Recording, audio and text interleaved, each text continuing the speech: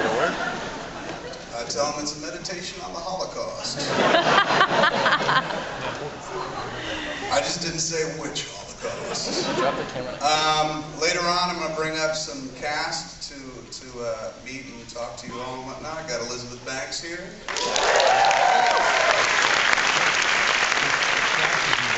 We got a ragamuffin kid named Jason Mewes.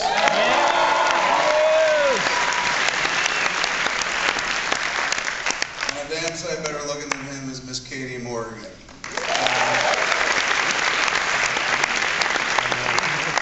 Seth couldn't make it out because totally telling him Seth couldn't make it out because he's back west shooting Judd's movie at the moment. And I called him up. They're like, dude, come out for the screening. He's like, I would, but I'm working. I said, fucking, what has Judd Apatow ever done for you? There was a moment of silence, and I was like, oh yeah. But we're going to have a good time, and afterwards we'll chit-chat about it. So kick back and enjoy. Hopefully nobody is offended by sex. Very good. This is the movie for you. Thanks for coming. See ya.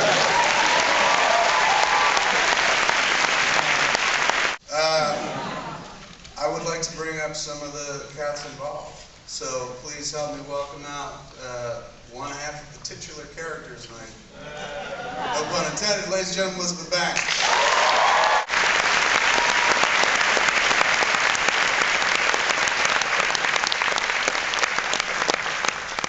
Miss Katie Morgan. There you go. There's all right. Okay, wait. Oh yes, thank you. Go ahead. Question for Elizabeth. I think with this role you've reaffirmed your reputation as America's sweetheart.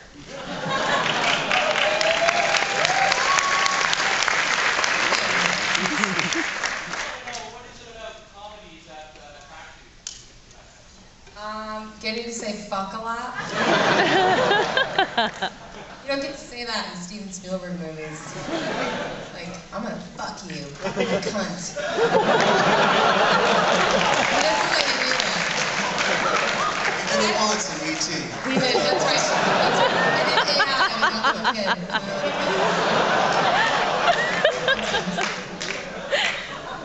Okay. Yes, at the very back.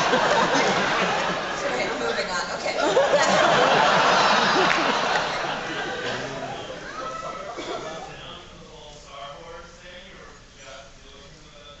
Did everybody hear that question? He asked if George Lucas was down with the whole Star Wars thing, or did you have to deal with him on that? We haven't yet. He hasn't seen the movie, so that might be a good thing. Because we've done Star Wars references in the past, but this is probably the one that he might be like, all right, fucking stop it. I wanted to put balls on R2-D2 in the re-release in 2010. So.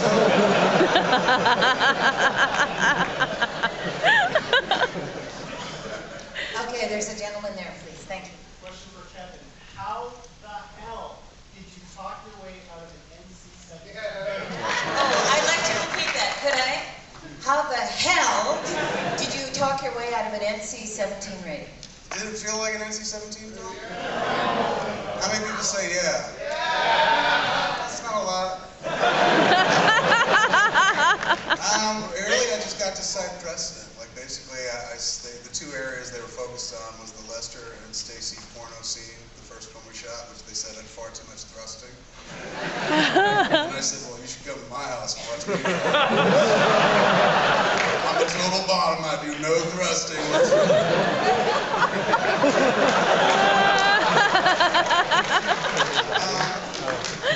And the other sequence was, of course, the shit shot. They had a real big problem.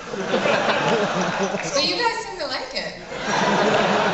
It's so awesome watching that moment with an audience because everybody at once goes, oh! And it comes after like a really serious, tender scene. So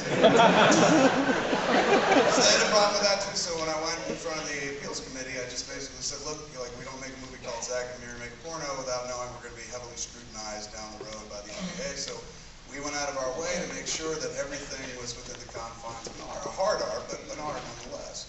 And so I cited the precedent for the sex scene of Taking Lives with Angelina Jolie and Ethan Hawke. I could tell everybody loved it.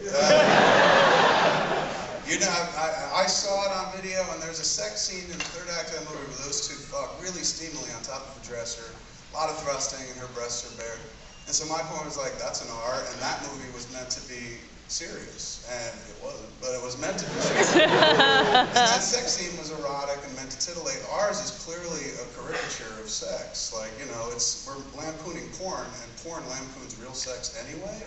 Because I don't know about y'all, but I do not do 26 positions in 10 minutes. So in order to do that, we have to go a bit over the top, but clearly we're doing this, you know, comedically, and they bought that. And then for the shit shot, I cited Jackass. I cited the fart helmet sequence in Jackass. I was like, in Jackass, Steve-O's wearing a bubble helmet, and there's a hose connected to it with a funnel at the end of it, and his buddy starts farting in it, and he starts puking the helmet, and his buddy shits in it, and you see the shit. And I was like, that was real shit! And that movie got an R. We have fake shit. Give us the R. So we got it flipped. And it was that easy. And then when I went to the final mix of the movie, we played back on the stage at Skywalker, we mixed. And the first time I watched it from end to end on a big screen, I was like, fuck, they were right, it's an NC-17 film. Those two sequences that they really fixated on, to me, were tame. But then when you watch the whole thing in context, I was like, this is dirty.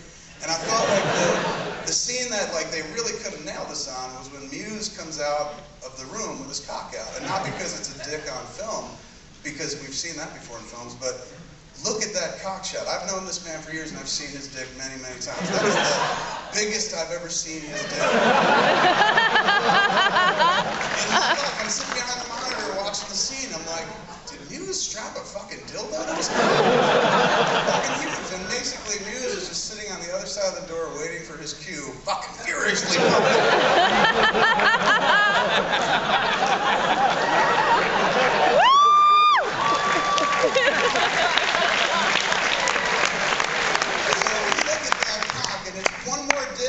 One more pump, and he's got liftoff. And it's packed full of blood, it just hasn't moved up yet. It never really occurred to me until after I came over to watch the movie at the house. And he wasn't involved, so it was all fresh to him and shit. And then one of the first things he said about the movie, he goes, fucking, Muse is one pump away from a total fucking hard-on. I said, I know. He's like, his dick has never been that big, has it? I said, are you worried? He's like, a little bit. So that was the scene I thought they could have nailed some, but they didn't grab us for that. Admit it, in one more pump, you would have been ready to fuck.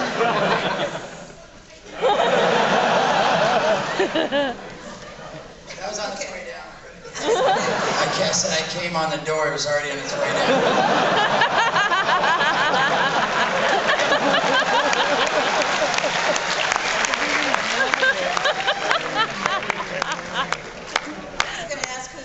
To ask the next question, but it's clearly you, so go ahead. How did you feel about the fact that your poster got banned in the United States but not here in Canada? I'll repeat that. He asked, how did you feel about the fact that your poster got banned in the United States but not here in Canada? You know, it was a bummer to lose it there, but at least it's going to see the light of day here, and that's very cool. I mean, I know it's gauche to say because we're right here in Canada, but Canada's better than America.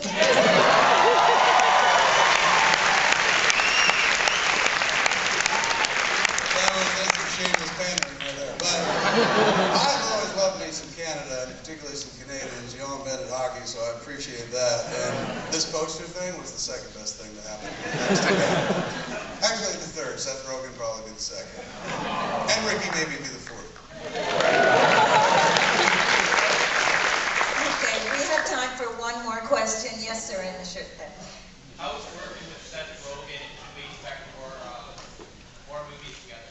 How is it working with Seth Rogen, and can we expect more movies with you two working together? Not after he didn't come to this screening. I'm going to work with America's Sweetheart. Did